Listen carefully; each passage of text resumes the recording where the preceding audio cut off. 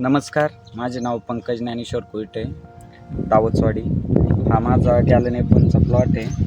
तर या प्लॉटवर लावल्यानंतर मला शेंडाळी, त्याच्यानंतर फळातली जी अळी असते तिच्यासाठी भरपूर प्रॉब्लेम आले होते. मी भरपूर कंपन्यांचे कीटकनाशकांचे स्प्रे घेतले, सगळ्या गोष्टी केल्या, पण मला काही कंट्रोल भेटत नव्हता.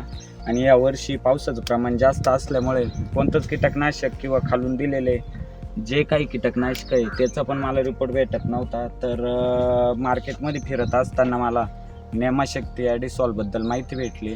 त्यानंतर मी हांडोरे सरांशी चर्चा केली आणि नेमाशक्ती आणि ॲडिसॉलचं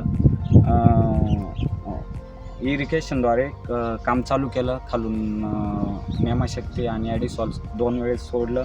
तर त्यानंतर मला प्लॉटमध्ये 90 ते 95% फरक दिसला. आणि जेव्हा सुरुवातीला जेव्हा मी हे करत होतो, स्प्रे घेत होतो कीटकनाशक किंवा खालून सोडत होतो, तेव्हा मला कुठल्याही प्रकारचं पाहिजे त्या अपेक्षेप्रमाणे रिझल्ट भेटत नव्हते. हार्वेस्टिंगला फळ आल्यावर मला ते खुडून बाहेर फेकावं लागायचं. पण हे ॲडिसॉल आणि नेमाशक्तीचे स्प्रे आणि खालून सोडल्यानंतर माझे आता हा 4था तोडा आहे. काल पण 70 कॅरेट हार्वेस्टिंग झालेले आहे आणि 70 कॅरेट मागे फक्त माझं अर्धा कॅरेट अळीचं निघालेलं आहे. तर चांगले रिपोर्ट आहे. ज्या कोणी शेतकऱ्यांना जे काही प्रॉब्लेम येत असतील अळीचे किंवा खोडकिडीचे, शेंडाळीचे, तर त्यांनी निश्चित वापरून बघावे. धन्यवाद.